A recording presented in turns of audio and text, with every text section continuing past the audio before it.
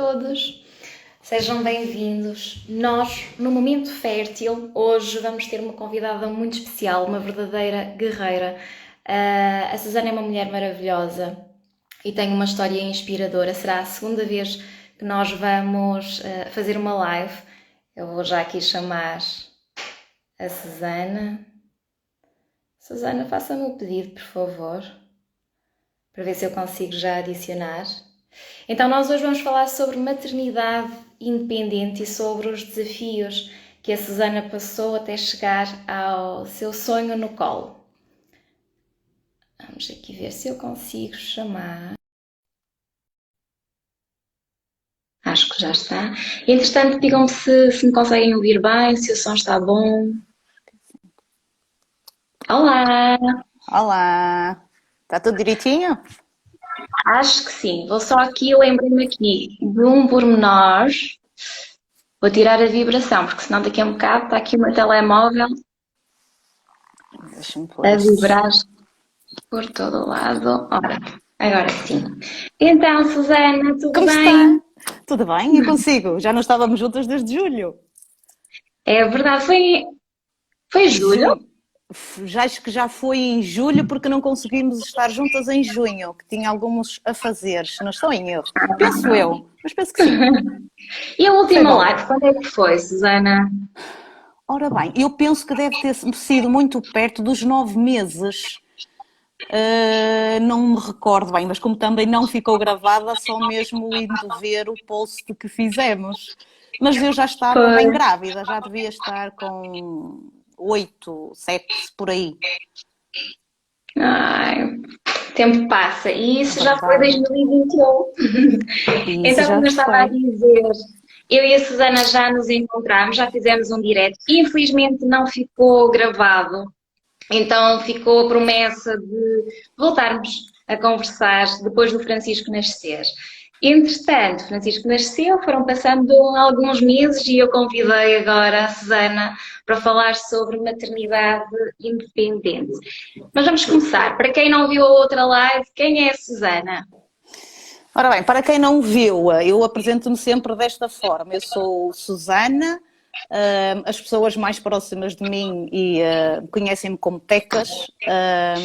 Sou professora, trabalho com crianças especiais e neste momento já sou mãe. Já posso dizer desta forma, não é? Sou uma mulher muito proativa, gosto bastante do trabalho que faço. E gosto de desafios. E se calhar isto para mim foi o maior desafio da minha vida, com Com um final muitas, feliz.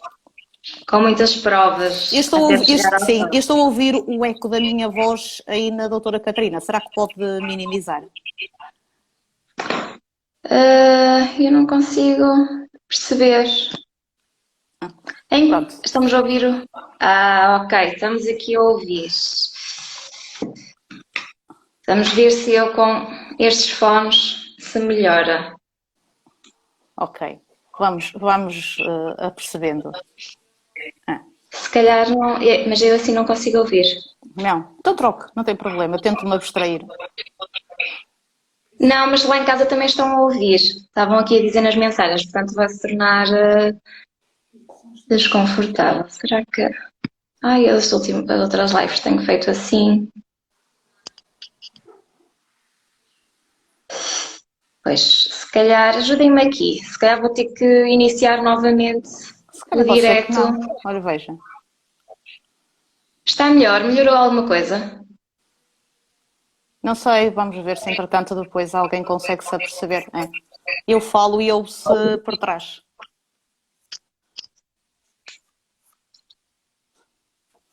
Se calhar se tirar os fones até fica melhor. Olha, agora já não se ouve. Não se ouve? Não. E aí em casa, conseguem ouvir o eco ou não? Penso que se calhar agora já não, porque eu também já não ouço.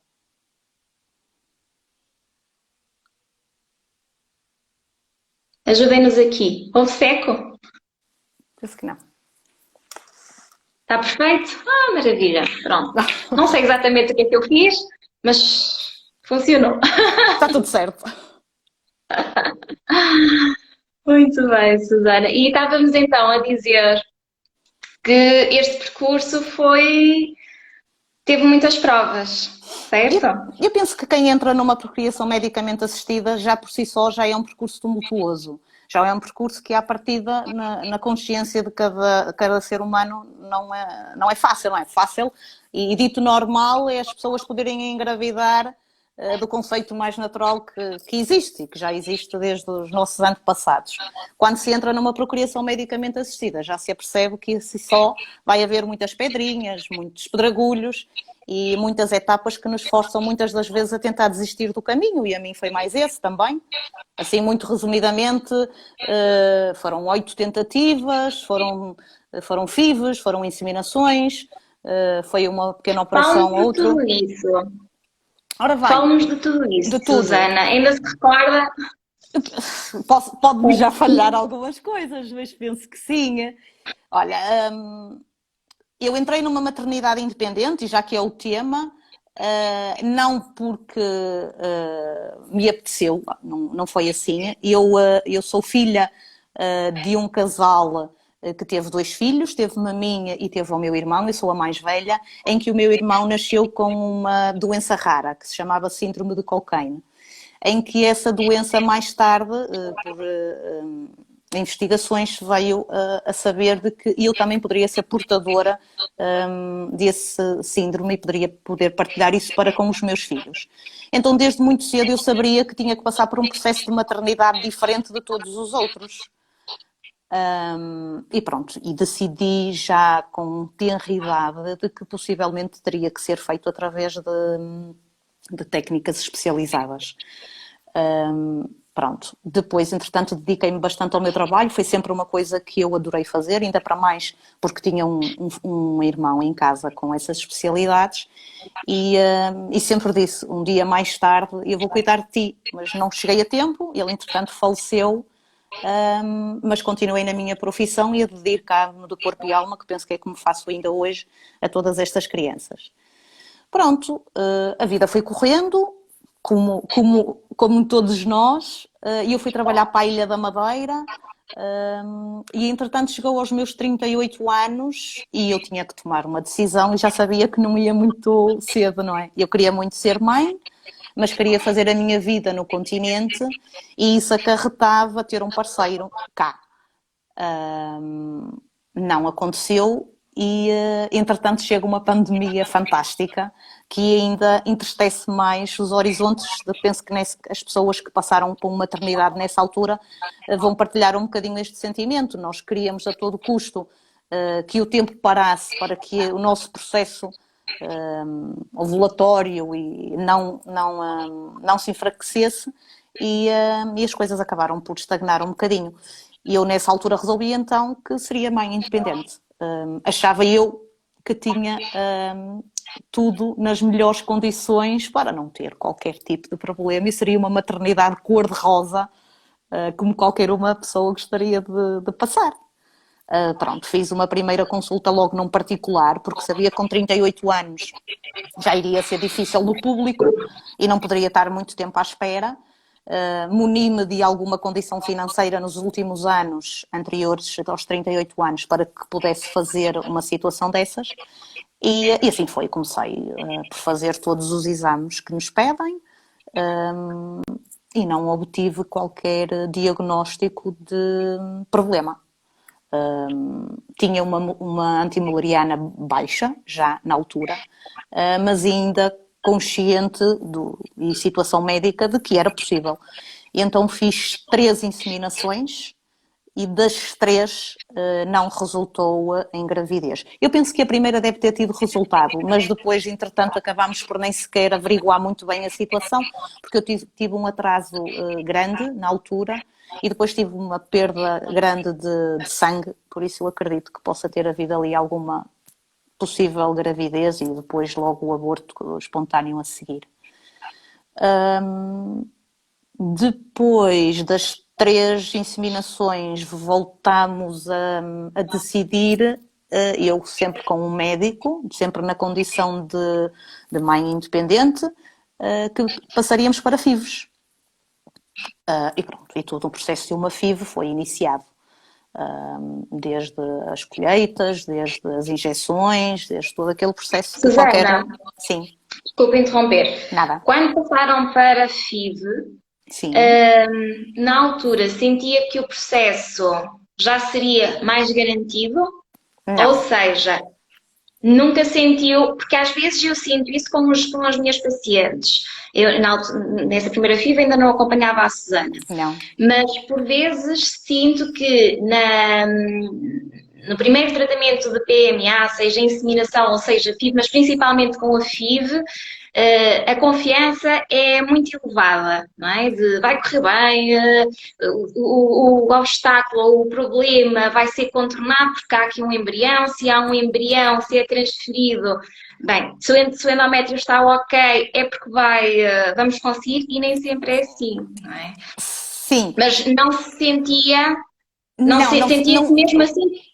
O meu não quis dizer não senti assim. Eu acho que quem entra na procriação medicamente assistida, só por si só, acha que vai conseguir em todas as etapas, sejam elas inseminações ou FIVs. Claro que a estatística diz-nos que a FIV traz-nos muito mais garantias do que uma inseminação artificial. É como a doutora disse, já há um embrião, há uma colheita, há tudo feito em laboratório, de forma a que termos um ovócito com uma qualidade excelente. Por isso, todas as etapas que são feitas ao longo de um processo de procriação medicamente assistida, para nós mulheres, pelo menos foi assim que eu me senti, era eu vou conseguir. Eu nunca pus a hipótese de, em nenhuma delas, dizer não vai dar. Mesmo quando todas, se calhar, os sintomas ou as estatísticas diriam que se calhar não vai correr assim tão bem. Não, em todas elas eu achava que iria. Até que a última, lá achei que iria e foi mesmo. Mas até à sétima tentativa, eu sempre achei que todas elas iriam dar resultado. Claro que a FIV dá-nos muito mais segurança. Há todo um processo muito mais cuidado. Há uma embriologista, há um folículo que se tira, que é posto em laboratório, ou seja, é todo um processo diferente e que nos dá muito mais confiança, é certo. Mas depois existe todo um trabalho por trás que nós, sinceramente, nem o conhecemos bem e queremos muito acreditar. Sim, sem dúvida. Mas entretanto eu fui avançar aqui um bocadinho. Então, fez as 3 inseminações e depois partiu para Para FIVs. a primeira FIV. E como é que Parti foi? para a primeira FIV e não estou bem recordada se foi na primeira, se foi na segunda, mas foi numa delas em que me foi pedido para eu fazer um tratamento ao dador. E isto porquê? Porque o dador que eu selecionei do banco de esperma teria que fazer uma análise para eu ter a certeza que ele não teria, não poderíamos partilhar a mesma possibilidade de ter um irmão, ter um filho como o meu irmão. E então eu tive que pagar esse tratamento extra ao dador porque eu nunca quis fazer essa análise em mim, ou seja, eu nunca quis carregar essa bagagem. E então eu por si só admiti que eu sim poderia ser uma portadora e então só teria que ter a certeza que o dador não seria portador. E então eu tive que esperar ali um bocado que ele fizesse esse tratamento e quando o esperma veio, quando eu já tinha feito todo o tratamento, descobriu-se que o esperma não estava em condições.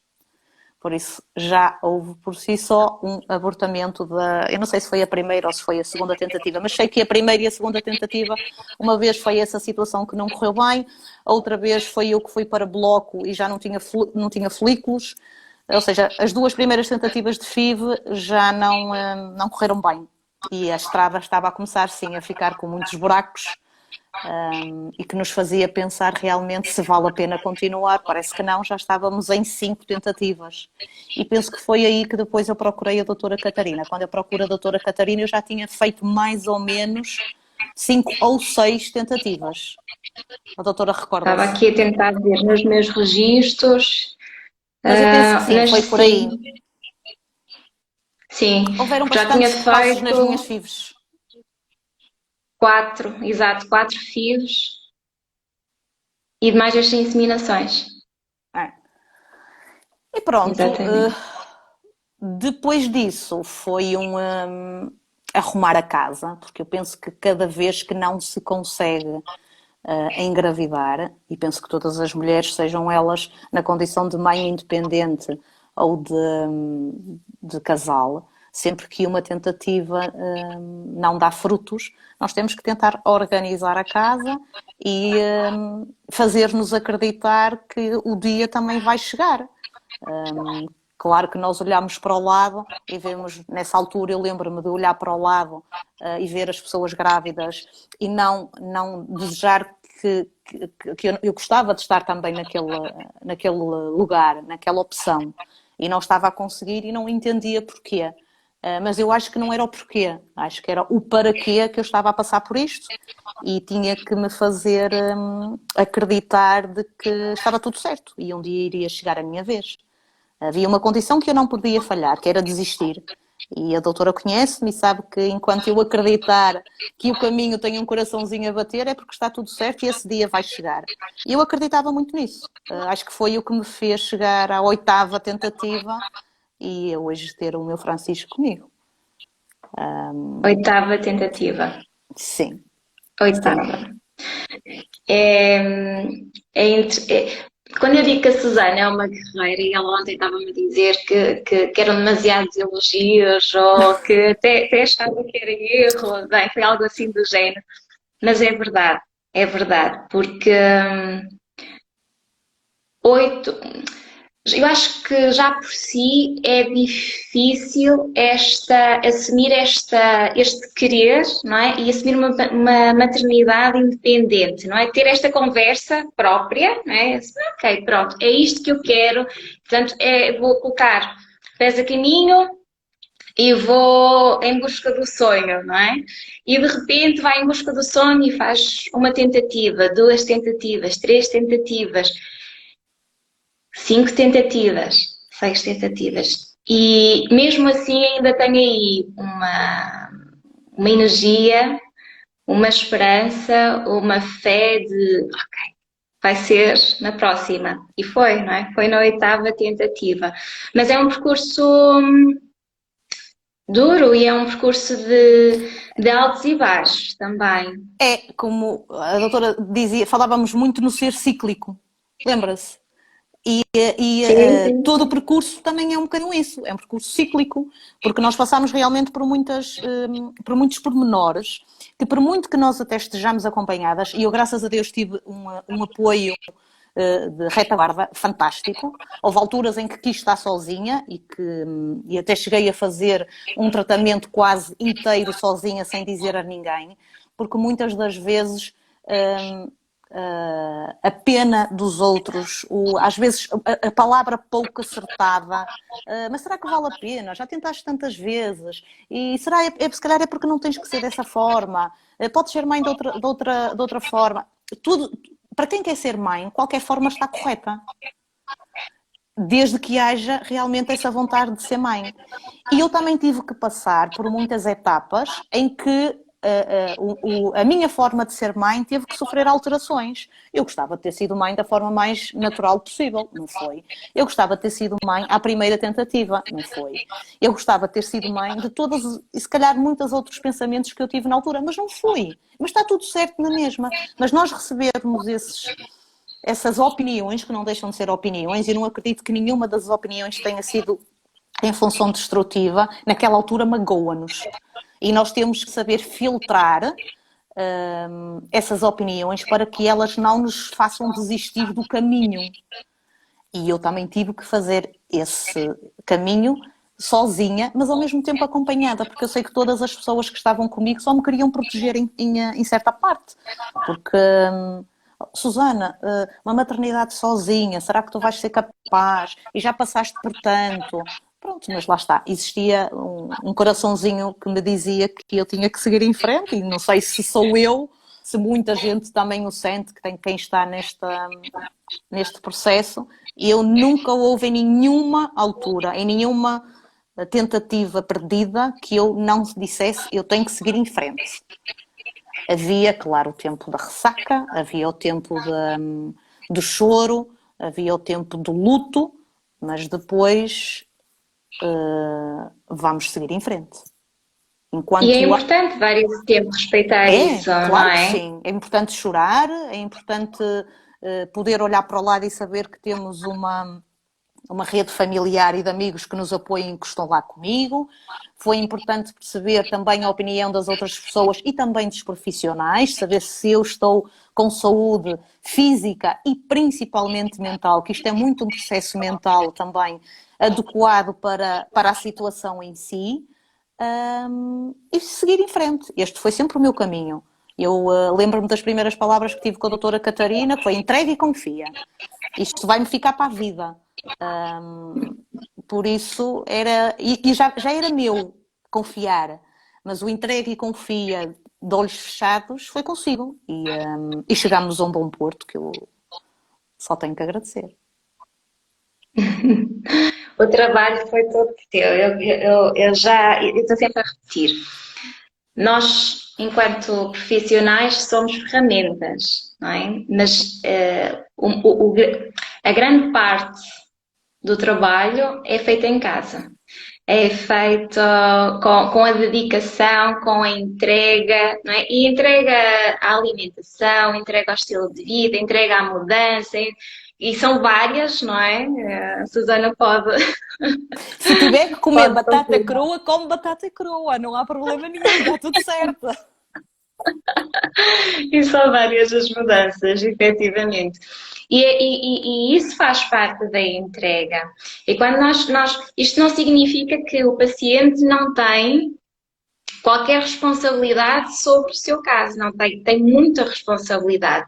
A parte do entregar é eu estou a fazer tudo aquilo que preciso fazer ou que me estão a dar de indicação para fazer para otimizar o meu caso, seja o médico especialista em PMA, seja com a medicina tradicional chinesa, e a partir daí confiar que vai acontecer quando tiver que acontecer, não é? Sem aquele peso ou aquela busca incessante de mas porquê que não aconteceu? O Mas o que é porquê, que eu posso fazer mais? o porquê é um falso aliado. Exato, E exato. também foi muito a partir dessas leituras e das conversas que tinha consigo, da leitura da doutora Erika Neri, que eu acho que é essencial para quem passa por estes processos, da Gabriela Lacerda também me ajudou imenso. Depois, claro que também procurei, eu sou um ser incansável nesse aspecto e gosto de estar munida de toda a informação e mais alguma. E lia muito sobre epigenética.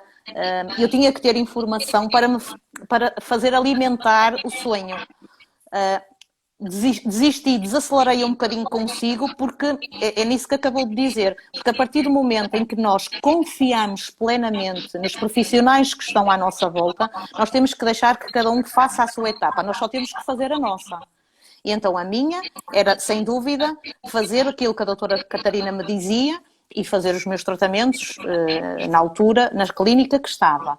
E o resto era acreditar que um dia isto nos ia levar ao caminho final. Mas eu penso que nós estarmos preenchidos e munidos de alguma informação dá-nos algum conforto. A mim dava-me muito conforto. E eu saber que iria fazer aquilo, que aquilo me iria levar ao segundo passo, ao terceiro, ao quarto. As lives, estas lives que tanto se fala, para mim foram super importantes, que foi numa altura de pandemia, em que nessa altura toda a gente fazia lives. E a clínica onde eu frequentei começou a apresentar, porque eu entretanto mudei de clínica, começou a apresentar praticamente todos os médicos, o embriologista, a forma como se fazia os tratamentos, e isso fez-me, ou seja, visualizar também tudo aquilo que os médicos passavam, e passavam pela mesma ansiedade do que nós, pela mesma preocupação do que nós. A embriologista dizia que muitas das vezes saía de casa às 4 da manhã para ir ver como é que aquele embriãozinho se estava a comportar. Parecia que já estava a cuidar daquele bebê e ele ainda nem sequer era bebê. E tudo isto é importante, e estas lives são importantes por isso mesmo, porque vai chegar alguém, certamente, não sei a quem, mas alguém certamente vai-lhe fazer acreditar uma frase, uma palavra, que se calhar não são 8 tentativas, serão 10, 20, seja lá o que for, mas aquilo que me fazia sempre acreditar é: eu tenho a certeza que eu, nesta passagem por esta vida, eu ia ir a ser mãe. E eu tinha muita fé. E acreditei e cheguei até ao ponto que estou neste momento, que é com o meu Francisco no colo. Agora já não é no colo, vá. Agora está um bocadinho mais pesadito, não é? Agora ele já corre, Já, por isso agora já tem outras competências, não é? já. Físicas. Já não precisa, apesar de que ele ainda procura o colinho da mamãe, não é normal. Mas sim, já corre. Susana, voltando aqui à questão da maternidade independente, este processo, como é que dá para explicar um bocadinho como é que foi o processo? Se foi muito complicada esta questão de arranjar um dador, Não. qual foi a sua experiência cá em Portugal? A minha experiência foi sempre cá em Portugal, porque já estava legislado que é permitido cá em Portugal. Não foi nunca através do público, porque eu entretanto, aderi ao público, pá, aí à quarta ou à quinta tentativa, já não me recordo, mas fui chamada uma vez para ir à psicóloga, fui chamada outra vez para ir à médica e nunca mais fui chamada, até hoje. Eu penso que eles, entretanto, já devem ter cruzamento de dados, mas eu nunca fui chamada. Ou seja, eu só tinha mesmo uma solução. Eu entrei neste projeto, como disse no início, a título particular, que me muni de alguma condição financeira anteriormente, e foi sempre em clínicas que fiz os tratamentos, e mesmo com a doutora Catarina. A nível de dador, todas as clínicas a título particular têm um banco de dadores, neste caso. Varia de clínica para clínica. Há clínicas que trabalham com o restante Europa. A clínica onde eu fiz e tive o meu filho trabalhava com um banco português. Eu optei na última vez por deixar ao critério da clínica selecionar o dador que achavam que era o que fazia match comigo, vamos assim dizer. Desde que, não é, houvessem as condições mínimas e é como disse, foi acreditar nas competências de quem estava a trabalhar comigo. Mas existem muito, e eu passei num início de seleciona o dador, a cor dos olhos, o cabelo, a estrutura, a profissão. Temos uma fotografia do dador bebé e todo um relatório que ele faz e de análises que são obrigatoriamente cumpridas, e nós selecionamos. 1, 2, 3, o que a gente quiser, o que a gente tiver condição financeira para fazer. E pronto, no início foi Condição assim. financeira, quando fala em condição financeira, fala nisso porque, para quem nunca esteve dentro do processo, explica um bocadinho melhor essa parte. Seleciona 1, 2... Os dadores. Sim. Porque cada seleção, vamos imaginar, eu sempre selecionei um dador e tive que passar pela situação de que ainda tive que fazer mais análise a esse dador. Nós podemos, eu podia ter selecionado um dador e trazia para cá o esperma, e depois vamos imaginar que o esperma era utilizado e acabou, e eu tenho que selecionar outro dador. Então já podia-se fazer isso tudo tipo pacote. Fica mais barato. Certo. Tipo promoção. Certo. E pronto, é um Se bocadinho por tiverem aí. dúvidas ou alguma questão para fazer à Susana, coloquem aqui. Aproveitem agora que a Susana voluntariou-se para Para esclarecer. responder. Sim. Eu penso que a clínica deve ser do conhecimento de muitos. É a Crios, é na Dinamarca, uma delas, que é selecionada cá em Portugal. O Banco de Dadores de Portugal, como devem ter conhecimento, está com gametas masculinas muito reduzidas e por isso é complicado. Por isso cada vez mais temos clínicas a trabalhar com bancos da restante Europa. A Crios é uma, É muito fácil de aceder, qualquer pessoa pode aceder. Aliás, podem fazer em casa. Há muita gente a ir buscar gametas masculinas e faz os tratamentos em casa, que eu não aconselho naturalmente.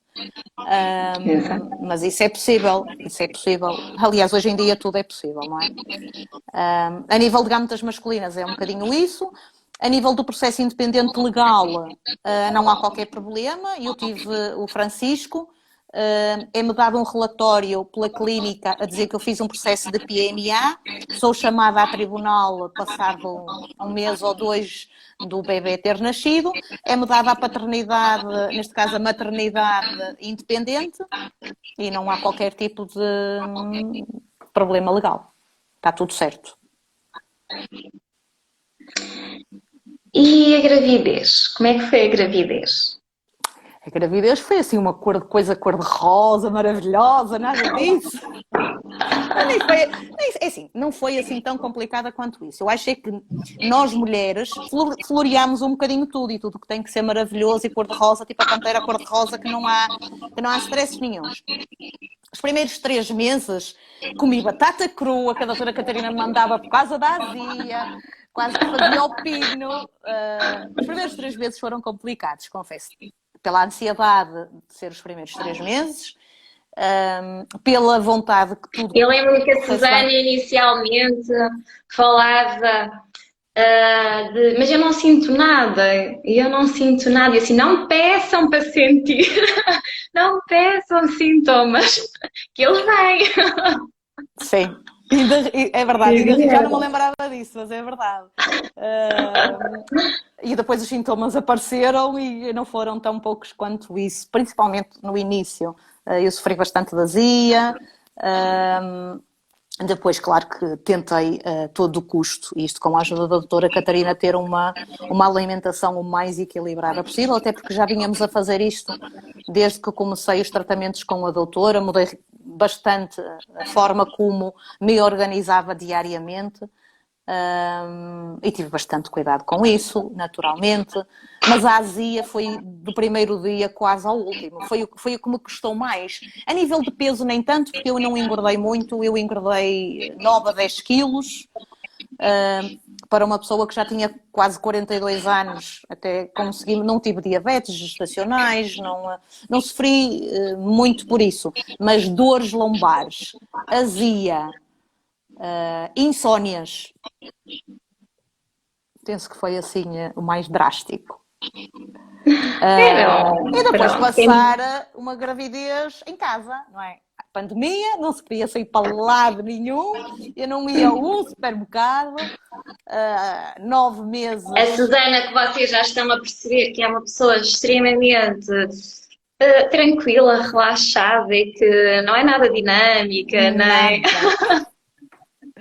Tive que deixar de expor, tive que deixar tudo, não é? Por isso foram assim 9 meses a continuar a fazer leituras para me munir de situações e de comportamentos e que me deixasse tranquila, não é? Mas estava tudo certo. E quais são, agora depois do parto, com o Francisco no colo, quais são os desafios da maternidade independente? Para já, o parto, que eu posso falar e não vou assustar ninguém, mas eu estava confiada que o meu filho ia nascer, se bem se lembra, a 9 de junho. E ele resolveu nascer mais cedo e então eu disse, não, primeiro vou ter tudo combinado com a médica, vou ter uma cesariana, que ele vai ser simples, não vai custar nada. Mas o Sr. Francisco resolveu nascer mais cedo, até porque a doutora Catarina já se tinha percebido isso uns dias antes. E então eu tive contrações, tive que fazer 2 testes de Covid, que aquilo foi tudo muito rápido, rebentou umas águas assim no espaço de 1 ou 2 horas, aquilo foi assim de imediato. Mas tudo correu bem, estava tudo certo. E o Francisco nasceu e eu continuava a alimentar uma maternidade cor-de-rosa, porque não quer dizer que ela tenha virado roxa, nada disso. Mas eu, como era, assim, para já, sou profissional de educação, já tinha passado praticamente por todas as faixas etárias, a minha licenciatura base é educadora de infância. Tinha passado pelo crescimento do meu irmão, por isso achava eu por si só que já estava com um arcabouço para enfrentar uma maternidade independente. Porque eu pensava que o Francisco vinha calmo, que dormia à noite, que não era nada como a mãe, queria ser o contrário da mãe. Mas não, claro que não.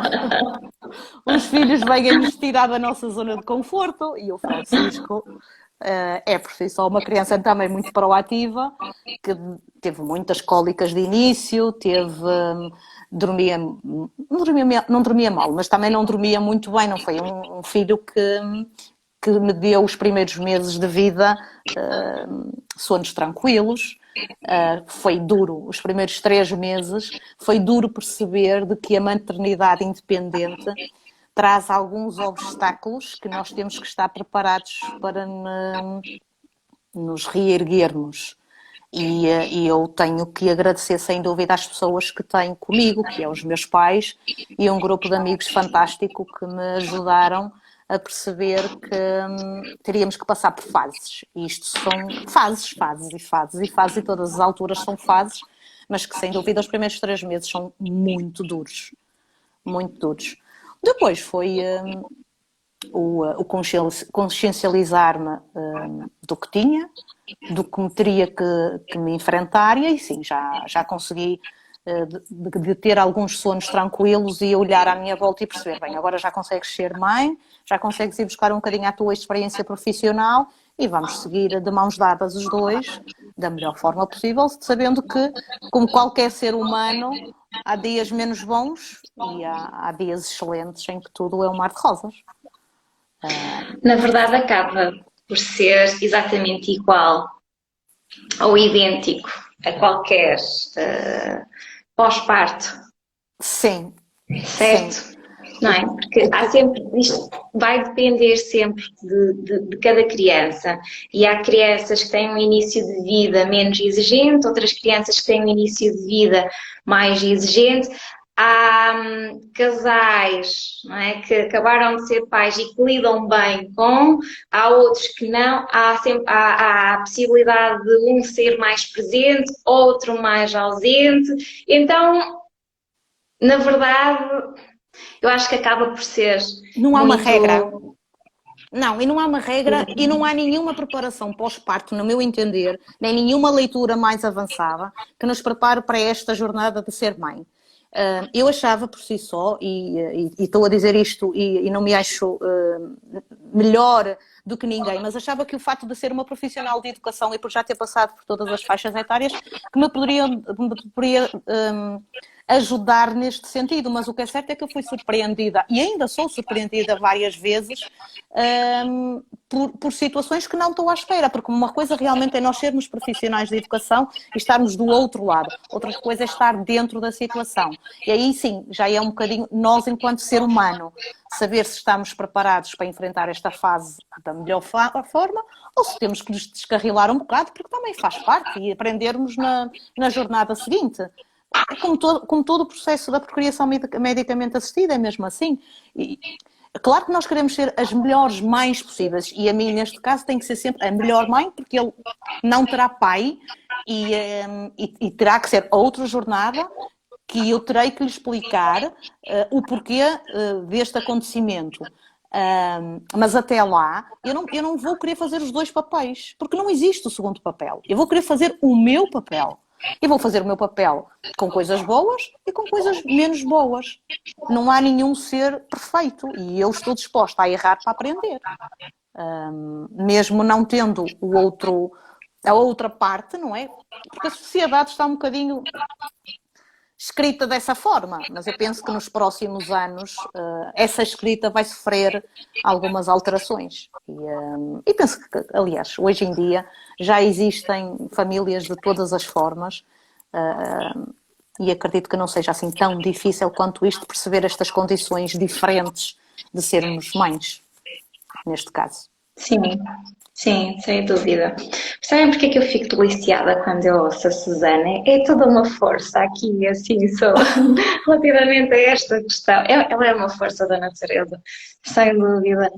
Mas Eu acho que eu só posso dizer que quando a doutora Catarina fala essas coisas, que eu até lhe disse ontem, mais ou menos, eu devo estar já com o miopia, porque eu não estou a ler muito bem, está aqui um bocadinho distorcido. É assim, eu tinha a certeza, e ainda tenho a certeza, que eu, enquanto ser espiritual, vinha a esta vida para ser mãe. E eu não conseguia desistir de outra forma. Havia qualquer coisa que me dizia, por muitos obstáculos que neles pudessem aparecer, eu sabia que isto iria acontecer. Só não sabia era quando.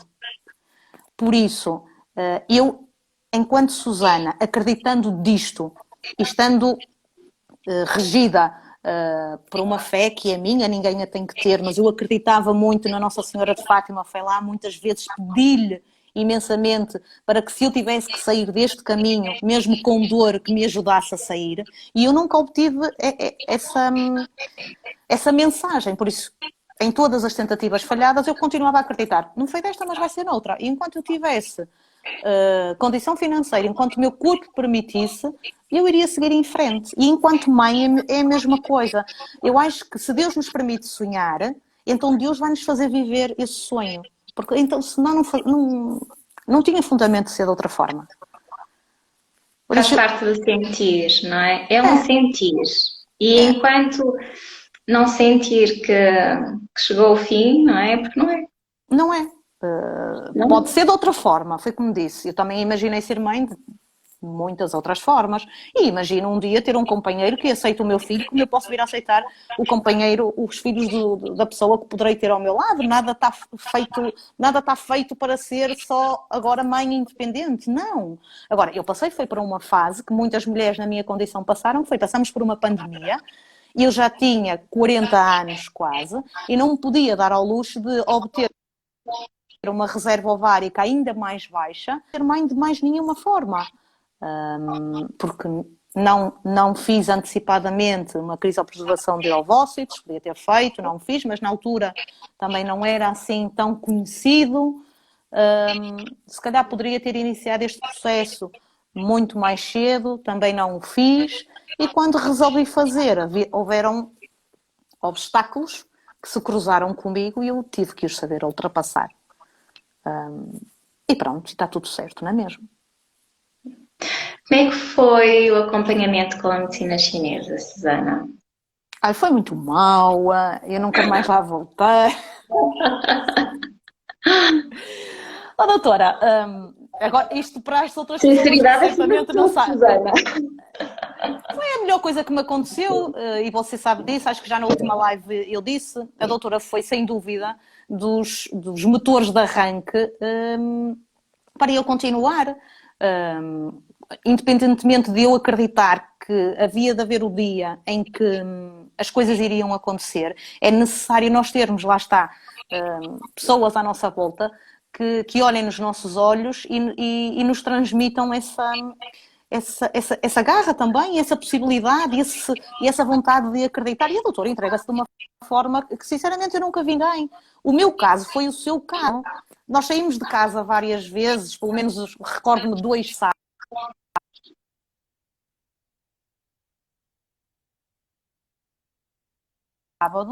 Deixei de ouvir, Susana, não sei se fui só eu.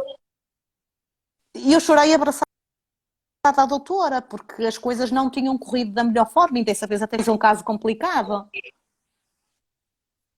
Susana? Eu posso continuar a falar para acho que agora perceber sim. se ainda me continua a ouvir. Sim.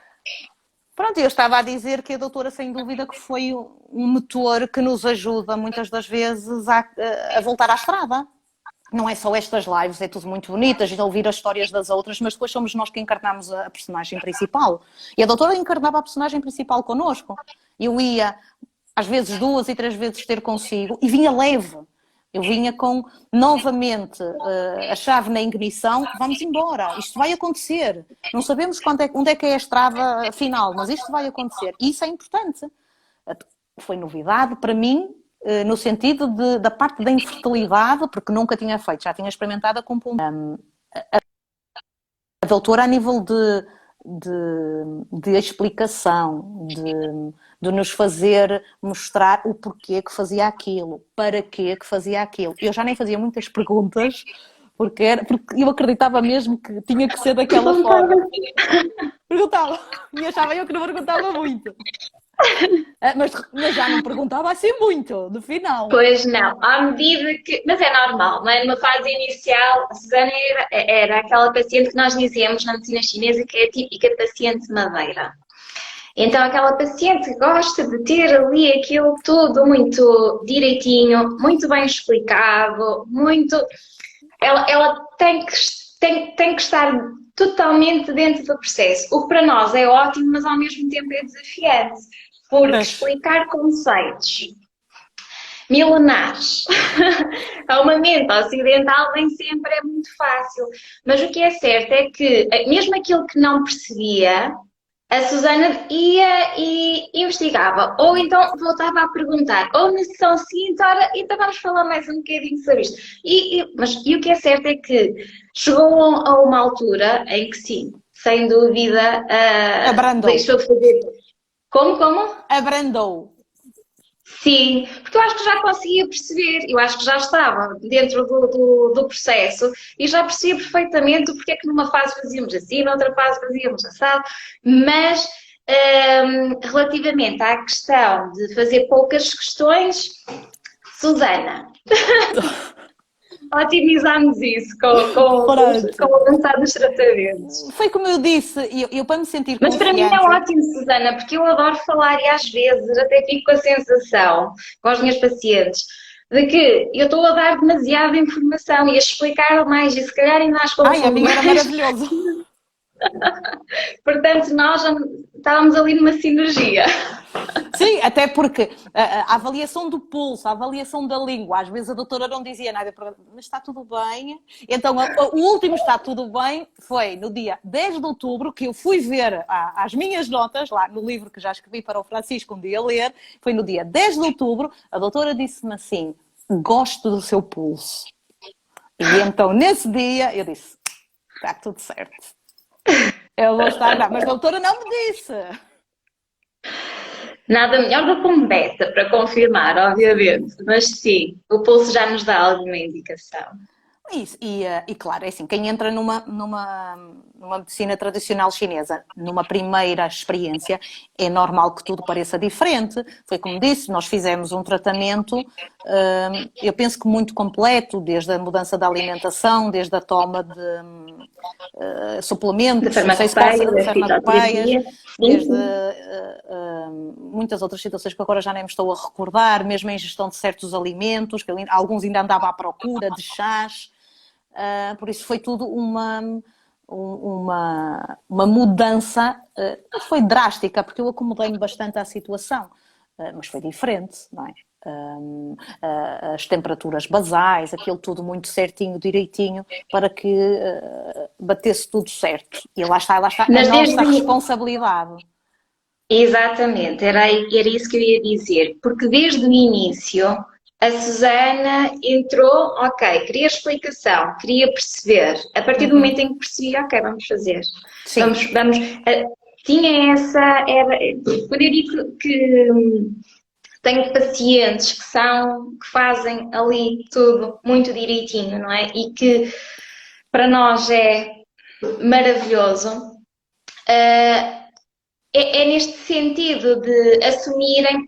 Às vezes estamos numa fase e precisamos de respeitar isto, mas às vezes quando lidamos com pacientes com infertilidade ou que estão num processo de fertilidade, estamos numa fase em que eu não me sinto capaz de, se calhar isto não é assim tão relevante, se eu falhar, se eu não fizer, se. Então nós temos duas fases e é engraçado, ainda há pouco falou da Erika Neri e ela fala muito nisto. Há duas fases interessantes. Aquela fase em que nós fazemos, mas eu tomo este chá, eu tenho que ter esta resposta. Se eu não tiver esta resposta, acabou, porque não funciona. É troca, não é? Ou seja, estamos naquele momento de troca. Eu vou fazer isto, mas obrigatoriamente eu tenho que ter isto como resposta, não é? E mais à frente no processo, normalmente já vai numa entrega diferente de eu vou fazer isto, eu vou confiar que isto me está a fazer bem, eu vou assumir a minha responsabilidade no processo, eh, mas não ficar com aquela frustração e aquela raiva quando às vezes o percurso, Às vezes não é é? difícil sabermos separar. É complicado, lá está. Para quem está neste caminho, é difícil conseguir separar porque o olho, não é? O objetivo final, está mesmo só no sonho do colo. E então não quer passar pelaquela fase, não é? Em que pode realmente não ser já. Pode o corpo precisar de mais tempo, o universo precisar de mais tempo. E toda uma conspiração à volta do nosso processo em que nós não vamos entender ou não queremos entender. E lá está. É como a doutora estava a explicar. Eu acho que a partir do momento em que nós confiamos sem ses e porquês naquilo que estamos a fazer, todo o resto acontece. E eu no início também era muito, porquê? Mas porquê? Mas eu não tenho nada, mas porquê? Não, não há porquê. É para quê? Para que é que isto está a acontecer? E a partir daí, claro que o para quê pode ser um para quê demorar mais tempo, não é? Que lá está, nós somos aquela busca de queremos que dê sempre certo, certo, certo, não é? A gente não entra em nenhum jogo para perder, não é? A gente quer ganhar logo desde o início, mas às vezes não é assim. Mas depois, se calhar, é aí que vai um bocadinho o nosso acreditar. Será que é mesmo isto que a gente quer? Será que não entramos nisto por muitas outras situações? E aí depois já vai um bocadinho o nosso ser e a nossa vontade se queremos estar neste caminho ou não. Porque não é fácil para uma mulher selecionar este caminho para ser mãe. Não é. E isso eu consigo já falar e penso que a doutora também, porque acompanha, apesar de nunca ter passado, mas acho que já viveu tanto que se calhar que quase certeza que nos consegue pôr deste lado.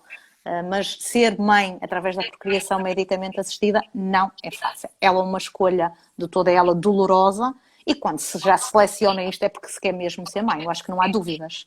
Depois pode não estar preparada mentalmente para seguir em frente. Isso já é outra etapa.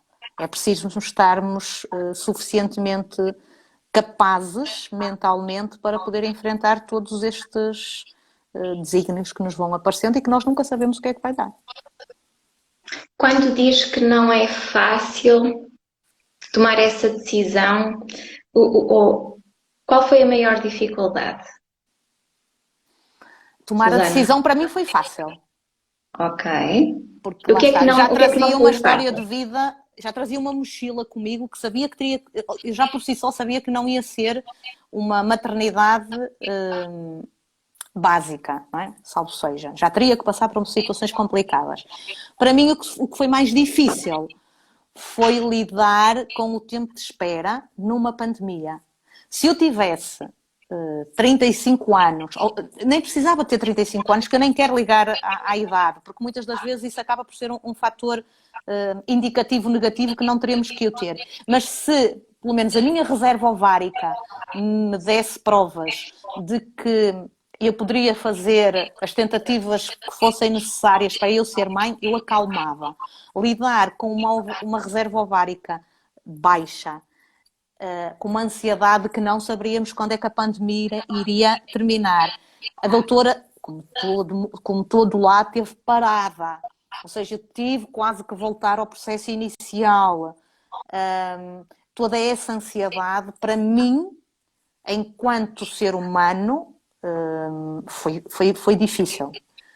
Foi difícil. A transformação do corpo, confesso que a mim também me custou um bocadinho, apesar de eu não ter tido muitas oscilações exageradas, mas sei que a partir do momento em que comecei a fazer a toma das injeções, engordei uns quilos. E pronto, e a ansiedade de querer muito, penso que a ansiedade é generalativa, não é? Em todo ser humano.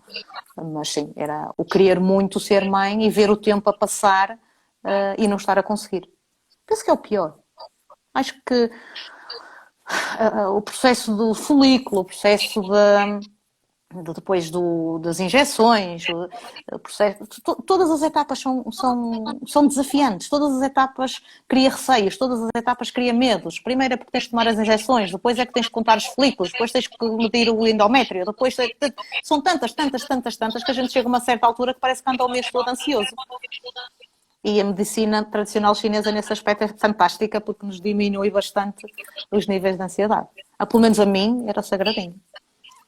Acaba por auxiliar muito também não só na questão da irrigação, da vascularização, da questão dos ovócitos, a qualidade, mas também depois essa parte que é muito importante e às vezes tão negligenciada, porque valoriza-se muito a parte física e não se valoriza muito a parte emocional. E quem está no processo é um baque muito grande, porque lá está, é a expectativa, não é?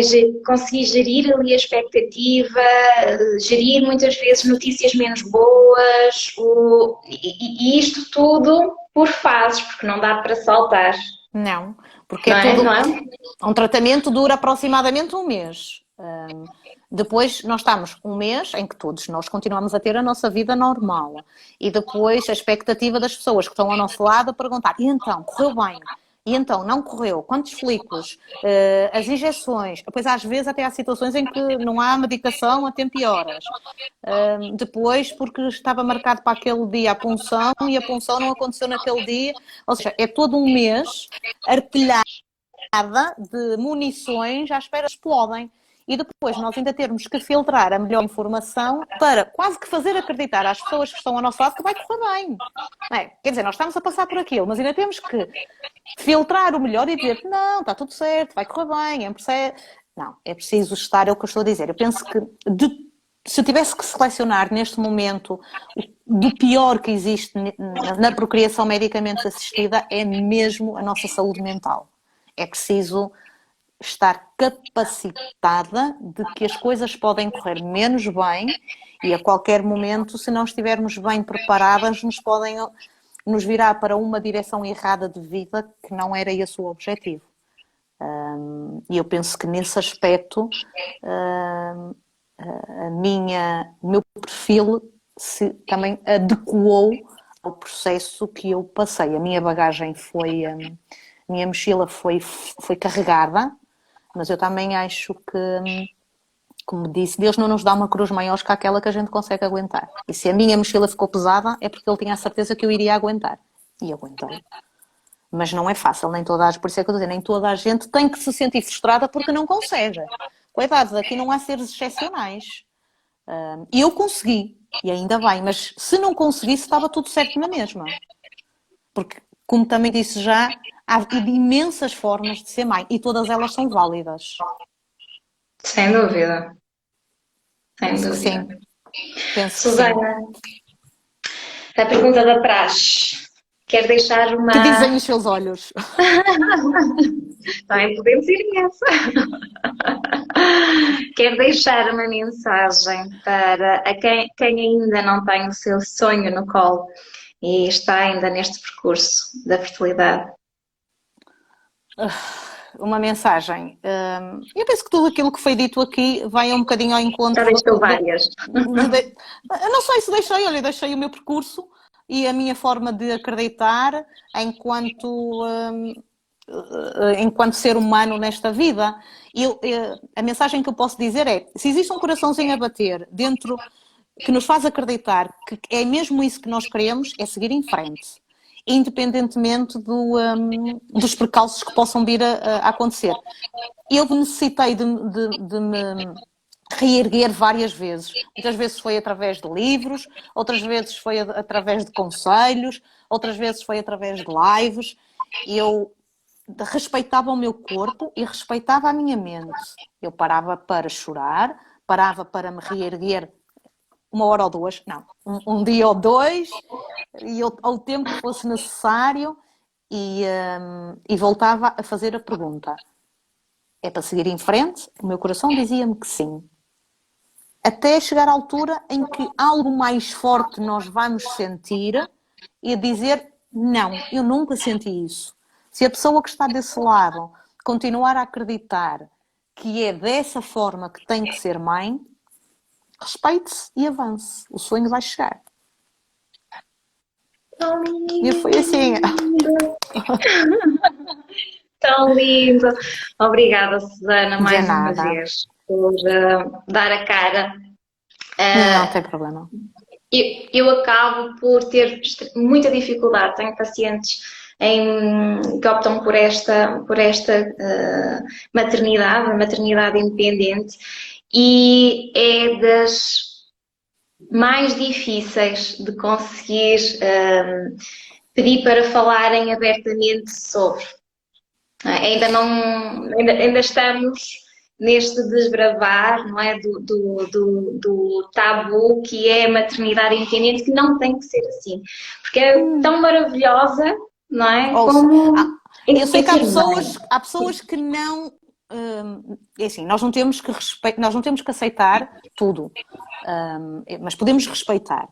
E eu posso dizer uma coisa: não perco uma hora de sono, mas é mesmo isto que eu sinto. Eu não perco uma hora de sono na dúvida e na incerteza que um dia vou ter que ter em explicar ao Francisco qual foi a opção da mãe.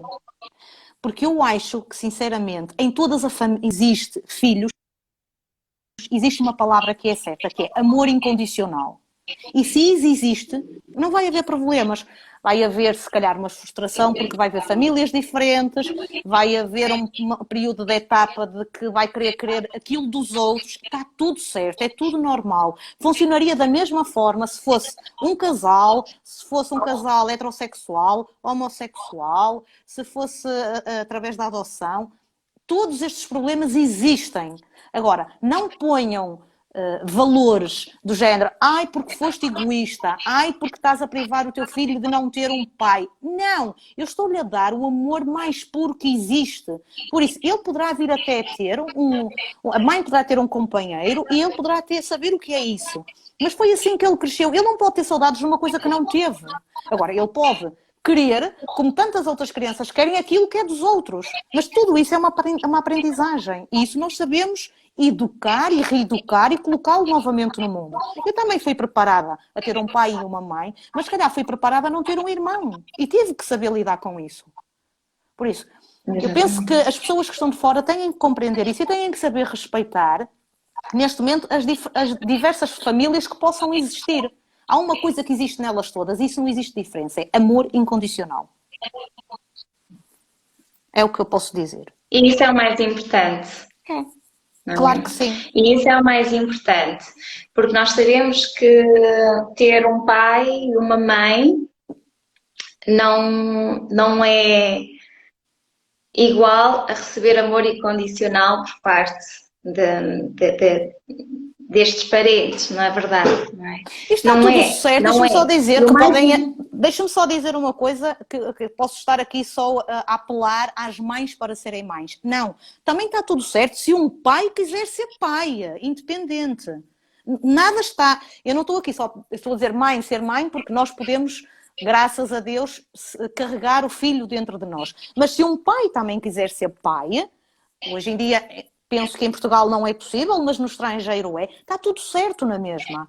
Porque existe amor desse pai para dar a esse filho.